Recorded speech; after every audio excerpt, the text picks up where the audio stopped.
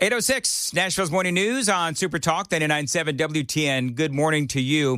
It is Wednesday, July 9th, and there is a lot going on. I want to welcome on into the program.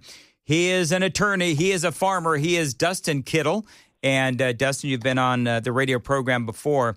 And I heard Pete Hegseth, and he had a lot of things to say about China and their buying of a bunch of farmland, of course, here in the United States. And I want to get into not only what Pete said, but also what it means, not only for the state of Tennessee, but also, of course, for farmers and our military across America. Because I think that there's a lot here, and it goes pretty deep. And so I'm going to play this audio for you. This is Secretary of Defense Pete Hegseth. I want to know who owns the land around our bases and strategic bases, and getting an understanding of why foreign entities, foreign companies, foreign individuals might be buying up land around those bases. That's something I should be paying attention to on behalf of the American people, on behalf of my department, and on behalf of the president. It's common sense. And so food security, just like energy resilience, just like where we get our water, that's all national security, especially in a contingency. So we would be asleep at the wheel if we were not fully a party to an effort like this to ensure that our nation had the food supply it needs. But specifically, our troops have what they need on our bases so that in those moments you can rely on us here in the United States to provide that security. So no longer can foreign adversaries assume we're not watching and we're not paying attention and we're not doing something about it, because we are. So, Brooke, thank you very much. So it seems like, Dustin, there's a couple of different things going on here. Number one is China buying farmland just, as part of our own issues with food security, as Pete Hegseth says, but also around military bases. So let's talk a little bit about this. You were one of the first ones that was sort of a whistleblower when you saw that China and entities related to China were buying up farmland in America. Yes, that's right, and I appreciate you having me on, Dan. If you go back and look over the last 25 years, China specifically went from owning 10,000 acres of American farmland to now they own, by even the most conservative estimates, 300,000 acres. And the truth of the matter is we don't know how much land China owns in the United States, because the program that was implemented, which is a FIDA, it's a Foreign Investment Disclosure Act, allows for voluntary reporting. And so you can imagine that there is a lot of reporting that has not went on through the years. And again, the 300,000 acres that we know these Chinese investors own, that's just what has been brought above table that they have voluntarily reported. But we're finding out all the time that there are more acres that are owned. And to Secretary of Defense's point there, a lot of this came up about 5 years ago, and it was from a whistleblower at an Air Force base out of North Dakota. And they said there are Chinese investors who have purchased land that are essentially within vision of the entire base, and they are monitoring airflow in and out. And at that particular base, that is where we were developing some of the latest technologies as far as unmanned aircrafts and drones. And as everyone has seen over the course of the last year, that is the future of military action, is using unmanned aircrafts and drones. And here we had Chinese entities that were within, literally hundreds of yards of being able to see into that military site. And I'll expand on that just a little bit further. We now have found out over the last 5 years, there are 19 other strategic military sites where Chinese investors, foreign investors, have come in and have bought really what is unusable farmland. It's classified as other, which means it's full of rock. It's not typically been farmed in the past, but they're buying it as farmland around these strategic military sites. And, I appreciate the fact that this administration is speaking up on it. It's the first time that really we've had someone at the federal level that has taken this issue on. It's crazy because has anybody asked at the time, and I understand Trump is doing this now, but like you said, in the last 5 years, anybody in the Biden administration ask, okay, so what does China want with this unusable land around military bases. I mean, nobody's asking questions until now.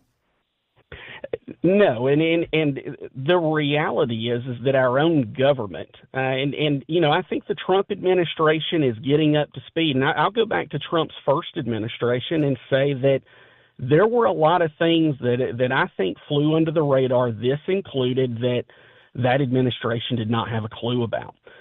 When you look, though, at the Obama presidency is really where it started. We put Terry Branstad in a position, former Iowa governor, as the ambassador to China.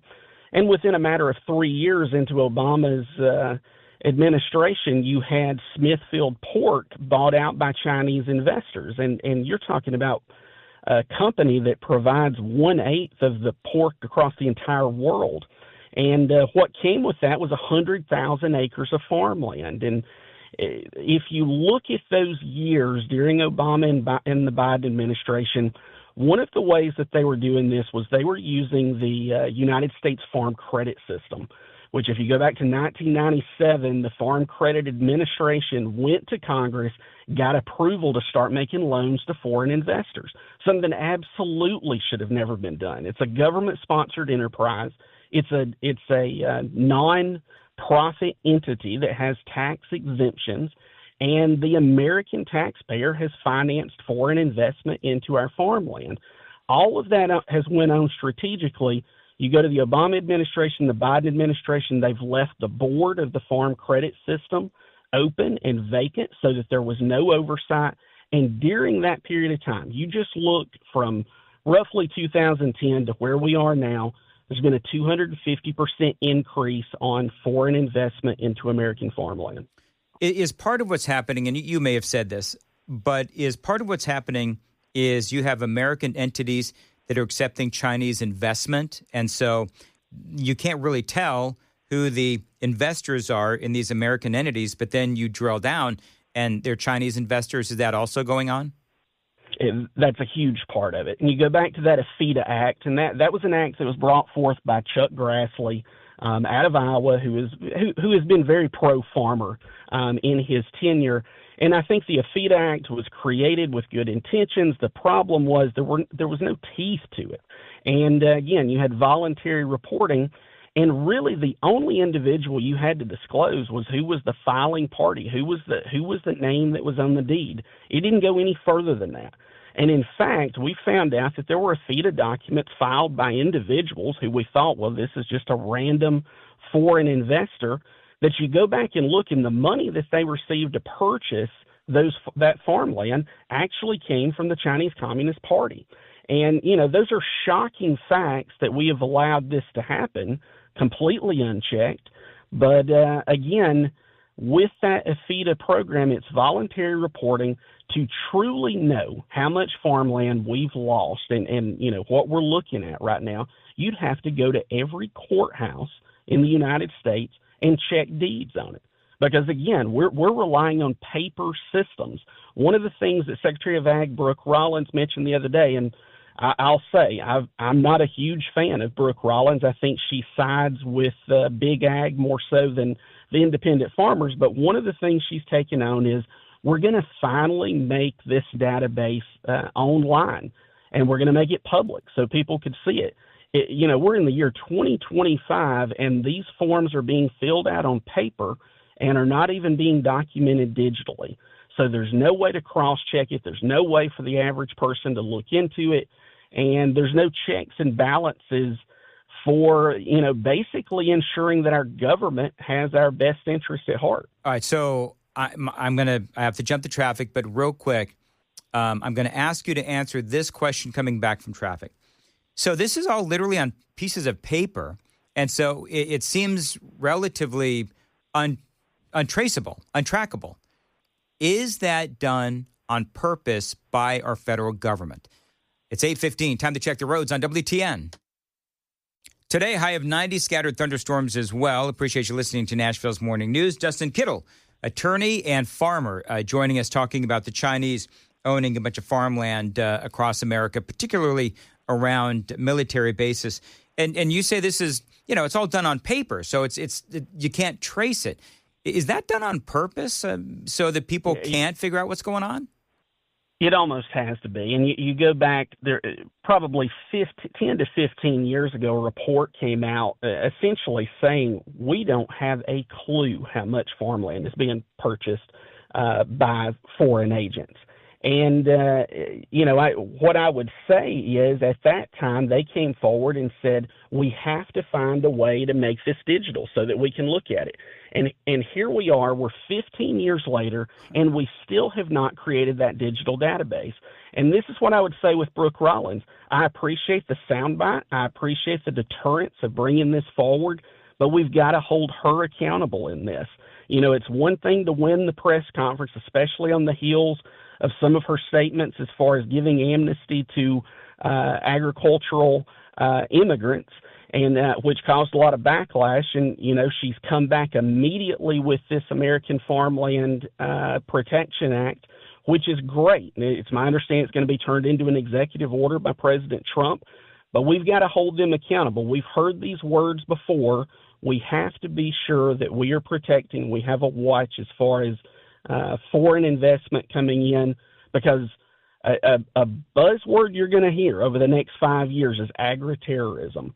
There have been, the FBI has investigated in just the last 2 years over 100 cases of where individuals have come into this country with bad intentions as far as agri-terrorism, and I'm talking about funguses that they have brought into this country that could go into crops and eliminate them.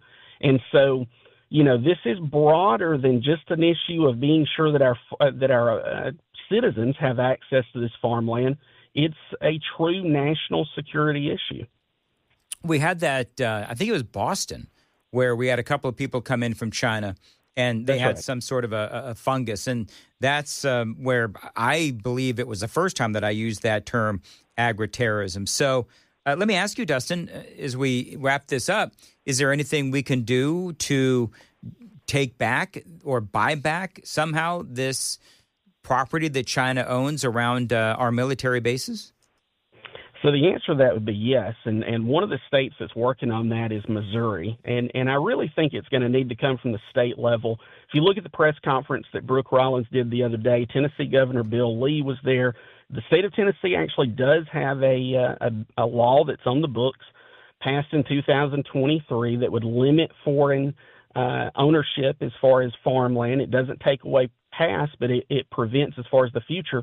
Missouri's going another step further. They're going back and clawing back some of these transactions, particularly ones where the AFITA reporting was not done. And I think that you will see other states follow suit. There has been talk that Texas may do so, and Nebraska may follow suit as well. And there probably is not a better deterrent that we could have if we did claw back some of these deals that were consummated through fraud, essentially. It does seem like, a no-brainer. China's been on our radar for, years and years and years, and now that it's suddenly becoming an issue, now that Trump is in office and they're really paying attention to it, at least that's good, but it just seems like there's a lot of cleanup that has got to happen. One of the other questions I would have, too, is do we have a way to monitor what these folks, the people running these farms, is there a way to monitor what they're doing? Can we spy on them to see if they're spying on us? Well, an interesting thing on that, you may remember a few years ago when the Chinese spy balloon made its travel across the United States. So, we think now that actually originated from Chinese-owned property. And, there were a lot of people saying, shoot it down.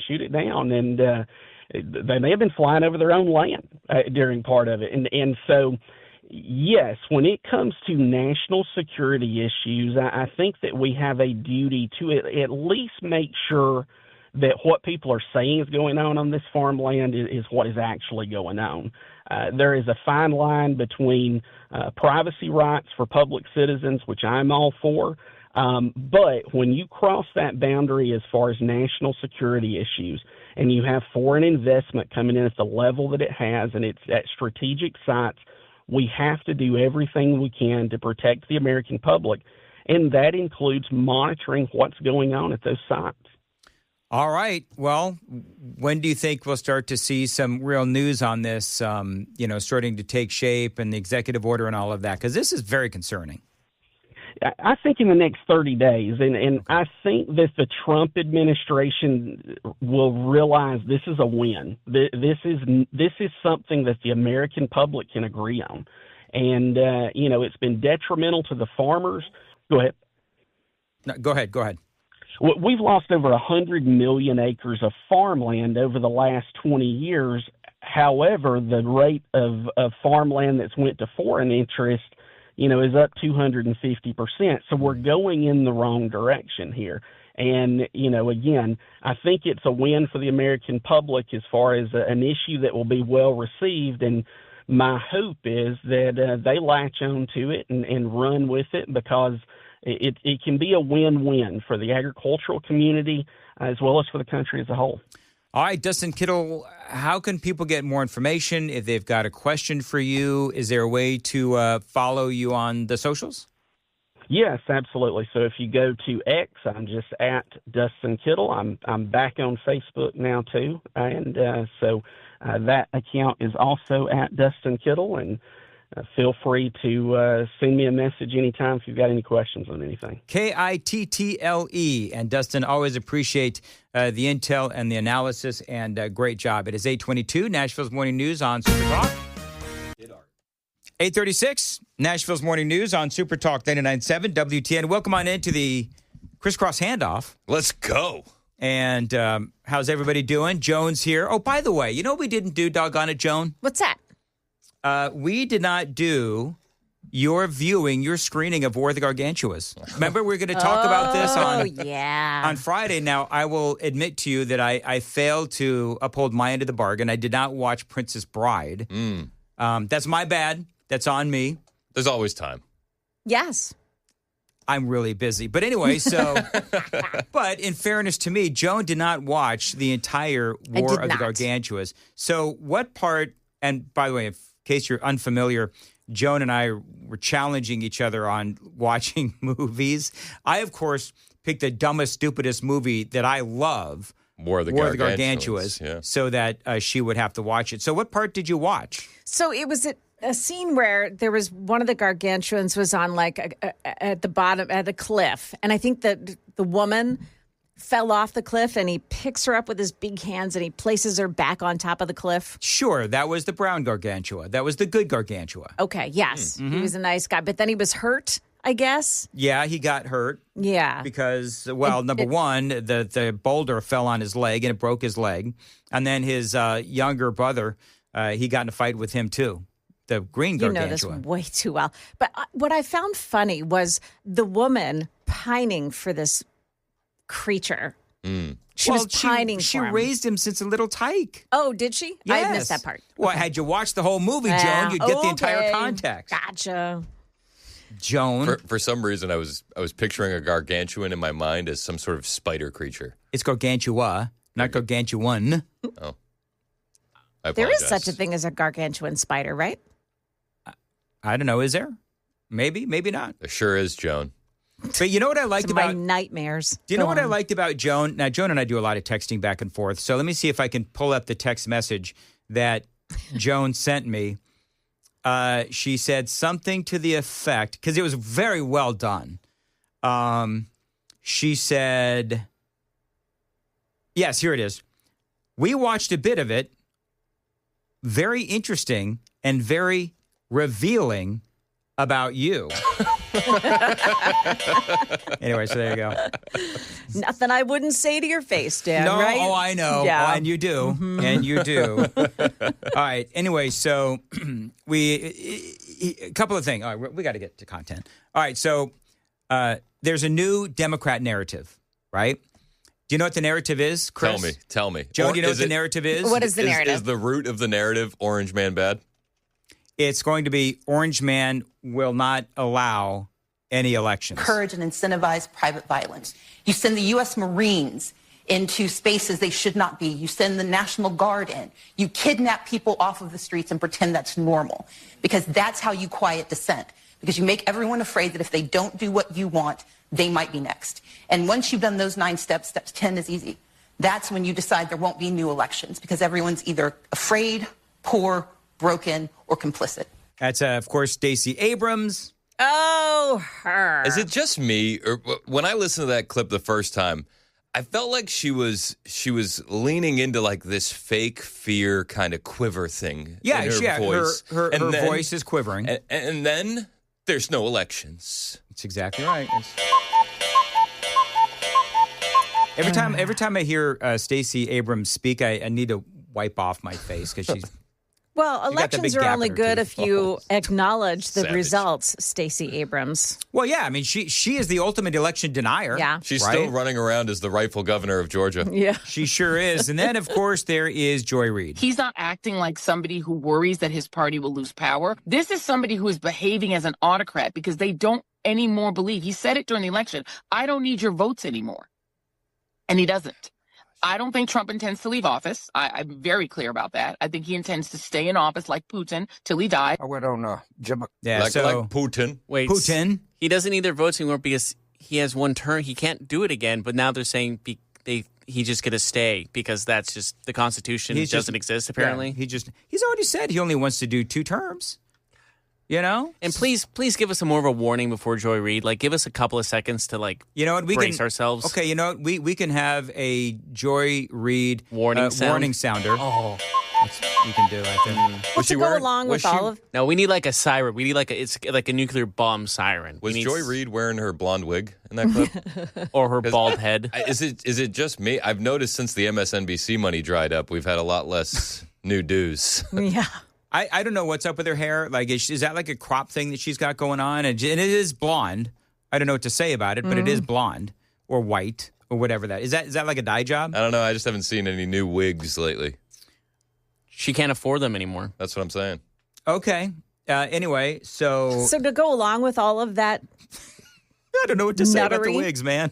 Yeah. Afton Bain's congressional, her announcement that Yes. she's going to run for Congress, it begins with, Is that what it begins with? yeah, pretty much. She starts off with, she's going to rescue everybody's Medicaid because President Trump is taking away health care for millions of people. And he's doing it in order to give tax breaks to the richest people in the country. You know, it is just so Yeah. boring. Yeah. How many Can't keep times? letting Trump get away with this. Yes. Afton Bain has my vote. Isn't the richest people also supporting Democrats also? So why is he giving tax breaks to people that don't vote for him? Well, trying to speak logic to people like Afton Bain is just impossible. Yeah. So, and the thing is, that's right up there with, Joe Biden. And the reason why Joe Biden decided to run for office was because Donald Trump said there were good people on both sides. Yeah. Right? I mean, it's just, okay. Yeah, that's why. Not because he's tried before. And failed. Whatever you say. So, real quickly, you want to do a little Epstein? So, Let's do a little Epstein. Let's not say we did. Can you word that a little better? Yeah. let's talk about Jeffrey Epstein. that's That's what better. the kids are calling it. And Donald Trump's epic mistake. Now, I played this a couple of times. Donald Trump yesterday during the cabinet meeting. Yeah, sure. If Hey, I Pam, could I just interrupt for Sure. 1 second? Are you still talking about Jeffrey Epstein? Yes. This guy's been talked about for years. You're asking, we have Texas, we have this, we have all of the things. And are people still talking about this guy? I mean, it was amazing to me. I'm not going to play the whole clip. I think probably everybody has played it already. But it's amazing that he knows that people are talking about it and he's trying to sort of signal to his supporters, this is not something I want to deal with, or he's completely clueless about where his base is. Yeah. I have a hard time believing that he's completely clueless. I think it's more of a deflection. I think it's a deflection. But he stepped in it with that comment. Absolutely. Yesterday I said, I'm done with the story. I'm done with it. I'm done. And then he did that yesterday, and I swear my head exploded. I couldn't believe that he was trying to control, or as you say, deflect the masses and trying to get them not to talk about it or ask questions because, contrary to popular opinion, we're not a cult. No. And how do you can't ignore this one away, I don't think. No. How do you fix this if you're the Trump administration? I think at this point it's unfixable because anything that they say at this point, any excuse they make, any explanation they give, we're all going to go, yeah, we don't believe that either. Or if they release some material, then they were lying. Yeah, it's a lose. So they've kind of boxed Painted themselves in. Yeah, yep. It's a mess. It is an absolute mess. Now, especially because of all the audio we have before they took power, and everybody, Kash Patel, the FBI has all this. You know, it was on her desk. It was on her desk. Yeah, can't. I mean, they spent years, and I'm just going to keep harping on this. They spent years talking tough about Epstein and how the files are there, and he just, whether we're talking about Kash Patel or Pam Bondi or Dan Bongino, I think that's one of the big reasons why they ended up in the Trump administration, because they were talking tough on these kinds of issues, especially when it comes to Epstein. And then they get into power and it's like nothing. As a guy who's been a radio program director, if you look at Dan Bongino and you see how he positioned his radio career over years and the stances that he took, then getting into office and doing a complete 180, is there a way for him to recover from that kind of a credibility loss with his audience? No, we talked about, Joan, she and I talked about yesterday or whenever it was. Like, could he go back to radio? No, he doesn't have it. Well, yes, he can. He's got a media empire. Far be it from me, right? So I'm not going to get into all that. But here's what I would say, because Joan and I talked yesterday about Pam Bondi could go to Newsmax. No, she couldn't. None of them have any credibility. They don't have any credibility left. And I guarantee you, each and every one of them, especially Bongino, because he gave up a lot. And I like Dan Bongino. I do too. I honestly that he regrets it. I kind of feel bad for the guy because it seems to me like he went in there with these intentions and then he got in there and somebody went, close the door. Yeah, he went in with a certain amount of ideals. It feels like to me like there was a moment where they said, all right, shut the door. Leave your cell phones outside. We have to have a talk. I wonder, you know what, I think maybe Bongino could come back if he came clean. If he quit right now today and said, I can't do this. But they've already replaced him at the network, and on the guy that replaced him at the network is the afternoon guy in Washington on WMAL, and that guy's been replaced. So everybody's already in place. Yeah. So what do you do if you're Bongino? Now, he can go off and he can do a podcast like he did before because he's very good at what he does. So he's got to be sick that he did this. But that core internet audience, that hardcore rabid audience that he had cultivated, I think he lost. I think he's damaged his credibility. I do too. I think he's damaged his credibility. And I don't think it's his fault. Like, I don't think he walked in there thinking, I'm going to be a stooge for this. Yeah. I think that there was another angle, and somebody said, we're going to do it this way. Yeah, but he still has the ability to walk away. It's not like I'm going to say it this way, and then I'm going to play some more audio, but it's not like he needs the job, if you know what I mean. He can always fall back but on. I don't think it's a job thing. I mean, you get this high up. Yeah. It's like you're married, right? No, you can quit. Yeah, you can quit. But if you were going to essentially rat out what happened behind the scenes, that's the only way you could regain your credibility. And if there are implications there or threats behind the scenes, yeah, there's a lot more to lose. He's got a family. And let's all be honest, our government does pretty crappy things. So it's a long history of it. I thought this would be interesting. Megyn Kelly actually said this. I volunteer to do it because I am not conspiratorial, but She wants to get everybody into a room, and she wants to interview Bongino and Kash Patel and Pam Bondi for 2 hours. Totally understand the Epstein case very well and why people have questions about it. I'll sit down with all three of them. Give me Bondi, Patel, and Bongino for 2 hours. Nothing, no holds barred. I can ask anything. And then the audience can see whether they're truth tellers. And I care about them. I don't know Pam as well, but though I know Pam, I don't dislike Pam. I really don't. We go back years at Fox News. Dan is the only one who I consider an actual personal friend. But the audience knows that, and I hope is coloring, that in on assessing my own bias on this. But this is why you have to sort of keep some distance between yourself and the administration, even when they're your friends. You have to be able to report honestly on them and to call out bullshit when you think you smell it. And I think I smell it, and I'm nowhere near dog poop playground. So I think it's coming from Washington, D.C. And they can't do an interview. No, they would any of them with say Megyn. yes to that? No, of course not. Like one of the only ways to fix it would be like 30 minutes to an hour press conference. Come clean. All the questions. All the questions. And you got to have answers. That's the thing. You have to have answers. And again, Trump made it 1,000 times worse with what he did in that cabinet meeting. Yep. Alex Jones, have you heard this? Alex Jones actually was crying. I just got to the office. I'm going to go throw up, actually, because I have integrity. And, I just really need the Trump administration to succeed and to save this country. They're doing so much good. And then for them to do something like this tears my guts out. And he was literally crying. So that's Alex Jones. He didn't say anything about the frogs being gay. No, that's implied. Not a, is that implied? It's implied. and Benny Johnson. And the reason I'm playing all these is because these are folks, I mean, Megyn Kelly aside, these are folks that have been supporters of Donald Trump. And Benny Johnson is like, come on, man, answer some questions. It's a crisis. There's a crisis. And it's a tough crisis because something is horribly wrong here. This will never go away. It's better to just get out in front of it and prove that you're not covering up anything. And the more you try and cover it up, the more you look guilty or that you're protecting pederasts. You don't want that look. And of course, yeah, duh. It's not a good look. No, surprisingly it's not. enough, defending pedos and covering up for them, it's a bad look. What was the word he said? Pederasts? Pederasts. Okay. Pederasts. Is that in the dictionary? Yep. Is it? Oh, yeah. Okay. Pederast. Pederast. Pederast. Okay.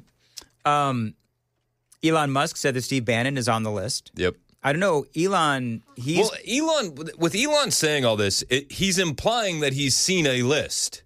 So if you got all the answers, big guy, come on, lay it all out there. This is one of the things that infuriates me the most. It's like, oh, I have information that will lead to the arrest of Hillary Clinton. It's like, okay, well, put it out there. Yeah. How many times have we heard that crap? Stop sitting on it and let it go.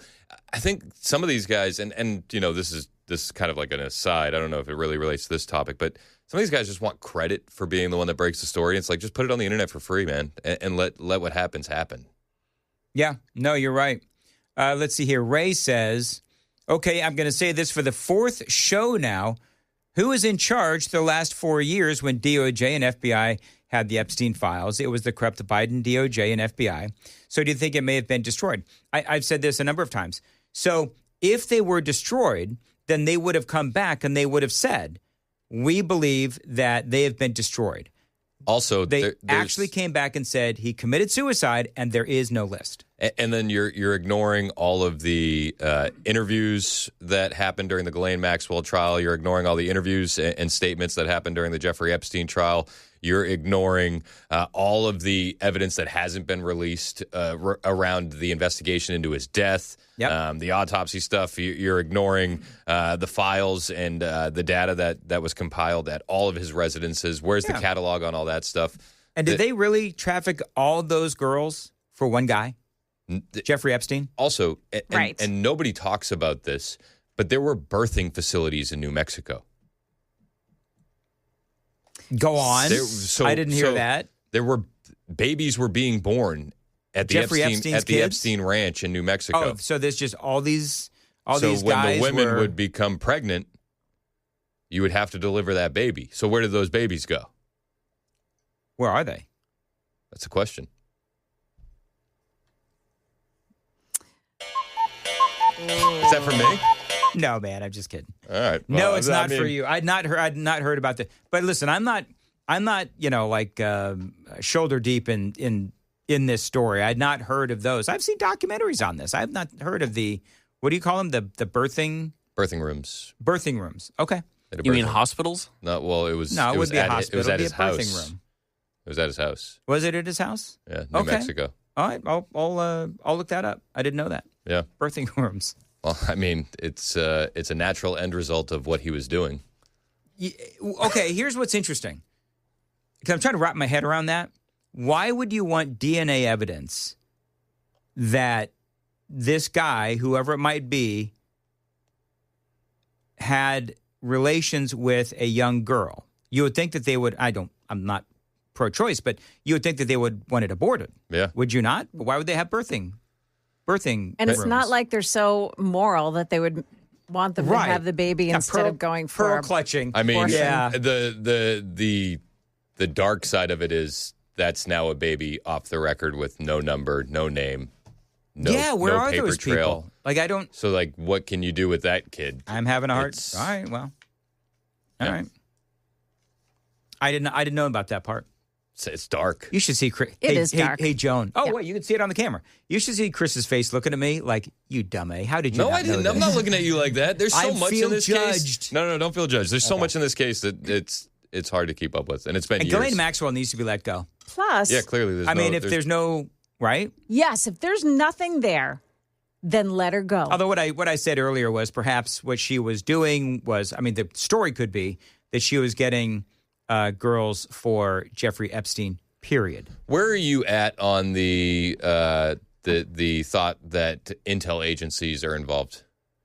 I'm right up there. I'm like all the way up. I think that's one of the only things that makes sense. That is the only thing that makes sense. And Ghislaine Maxwell's dad had ties to Mossad. Yep. And he had a weird death. He had like one of the best funerals that you can get, all the honors. Something's going on with that. For me, sometimes I look at this and I think Epstein's been the fall guy the entire time, and Ghislaine is really the brains behind the operation. We'll have to see. That's the twist of any movie. It's always the woman behind the man. That is the If her lawyers make an appeal and say, hey, we want to reverse this conviction. That's when what's going to hit the fan. That's right. They should. Why wouldn't you? We're running late. Joan, what's up? A couple of small kids rescued from a car in Georgia. It was 117 degrees inside that car, and we have the audio. Waymo is coming for your teenager. Those stories coming up here at 9 o'clock on Super Talk 99.7 WTN.